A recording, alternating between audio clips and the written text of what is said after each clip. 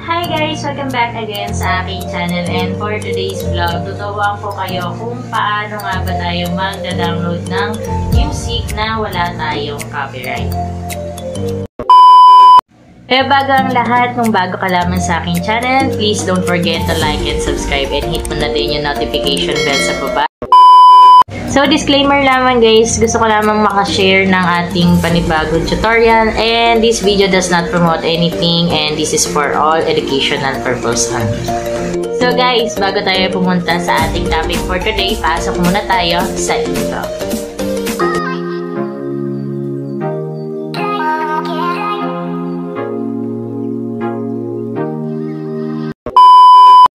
Okay guys, nandito na tayo sa ating topic, and alam ko na madami sa inyo ang gustong makapagsimula ng makapag-YouTube channel. So, ako before, talaga nung nagsisimula pa lang ako, wala talaga akong maisip na i-content. What? Tapos, naisip ko kung ano-ano lang. Oh my God! Wow! Tapos, una adventure, mga ganon. Then, nagtry ako maglagay ng music na hindi galing doon sa pagkukuhanan natin ngayon. So, nag-upload ako ng aking video, and then ang nangyari is na-copyright siya. Siyempre, nung una pa lamang guys, wala pa akong ganong idea kung paano ako mag-upload ng aking video sa YouTube. So, nung nag-try ako, tapos in-upload ko siya, nagulat na lang ako, meron akong copyright claim. Tapos, ang sabi ko, paano ba to? Paano ko ba siya aalisin? And then, ang ginawa ko guys, binasa ko yung community guidelines ni YouTube. So yun, doon ko natutunan na hindi pala pwede yung mga re-upload, and then hindi pala basta-basta maglalagay lang ng music dun or audio dun sa ating video. So ayun, nag-try ako, and base sa aking pananaliksik, joke lang, pananaliksik talaga. So ayan, i-share ko sa inyo ngayon kung ano yung ginagamit ko para makapag-upload ako ng maayos ng video ko dito sa YouTube. So, pasok na tayo sa video tutorial. So, ayun na nga guys, nandito na tayo sa ating home screen ng ating cellphone. So, ang unang-una natin gagawin is pupunta lamang tayo sa ating Google Chrome, and itatype natin dito yung ating m.youtube.com. Ayan. So, ang lalabas dito is naka YouTube Home. So, magtataka kayo bakit parang iba yung dating or iba yung itsura ng ating browser. Enable lamang ninyo itong desktop site. Ayan. So, kapag hindi kasi siya naka-enable, ganito siya kapag naka-mobile view. So, kapag in-enable natin to is magiging desktop view na yung nandito sa ating browser. So, kapag kinik natin yan guys, pupunta tayo dun sa browser dapat ng YouTube. So, dito ang nangyari sa akin is na-direct ako dun sa application. So, hindi dapat ganun kasi pupunta tayo dun sa application mismo kung saan tayo magda-download ng music na walang copyright para sa ating mga content. So, ang gagawin muna natin is mag-home muna tayo, then i-tap natin itong icon ng ating YouTube and yung ating app info. So, after nyan, punta lamang tayo dito sa open by default, and i-turn off lamang natin itong open supported links. So, yan. Kaya siya nagdadirect dito sa aking application dahil naka-turn on siya. So, balik tayo dito. I-close na muna natin yan. And balik ulit tayo dito sa ating Chrome. And pag tinap natin yan is madadirect na tayo mismo doon sa ating browser. So, hindi na siya nag-open doon sa ating application.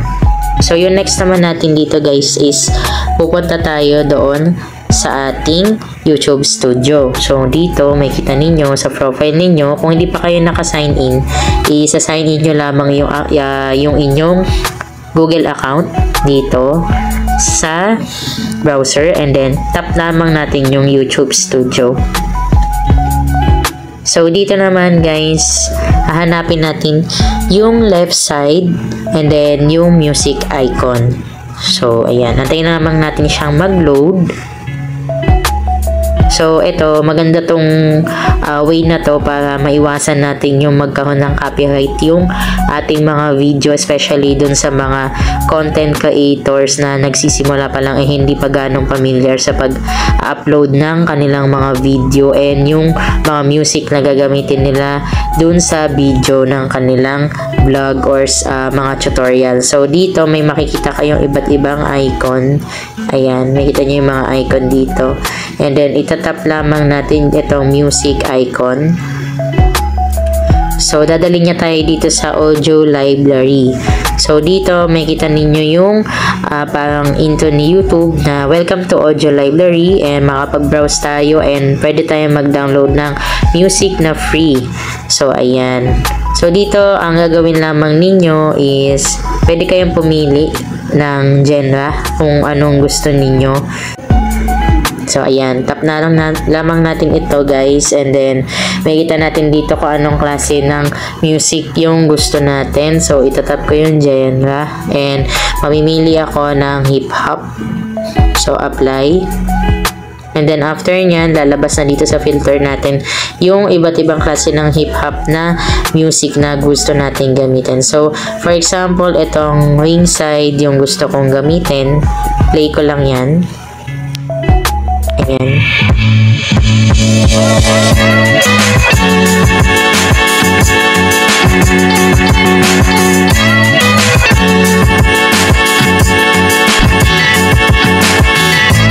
So, ayan guys, narinig ninyo, maganda yung dating ng kanyang audio. So, pwede siya sa intro ng ating video. So, dito, ang gagawin lamang ninyo is i-download natin. So, minimize lang ninyo yung window nyo kasi masyado siyang naka-expand. So, pag nakaganyan kasi hindi nyo makikita yung pinaka-download. Ayan. So, dito, pag tinap ninyo yan, makikita na ninyo yung download. Click natin yan.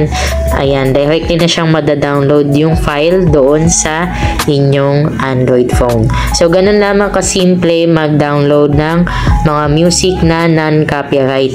So, dito guys, napakadami ng music dito. And may enjoy ninyo na makapag-search ng iba't ibang klase ng music. Depende sa type ng music na ida-download ninyo para sa mga content ninyo dito sa ating YouTube channel. So, ayun lamang guys. And if may mga questions kayo na hindi ko nasagot and gusto ninyo matutunan pa sa ating next video, just comment down below. And kung naging effective naman tong video na to, please like and share and subscribe na rin sa aking channel.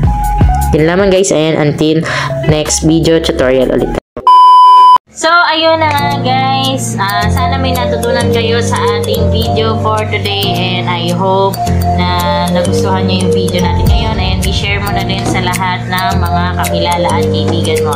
And bago yan, please don't forget to like and subscribe, and hit mo na rin yung notification bell para updated ka sa lahat ng videos ko. So, bye! Our video for today. I hope you like it and subscribe to my channel for more videos.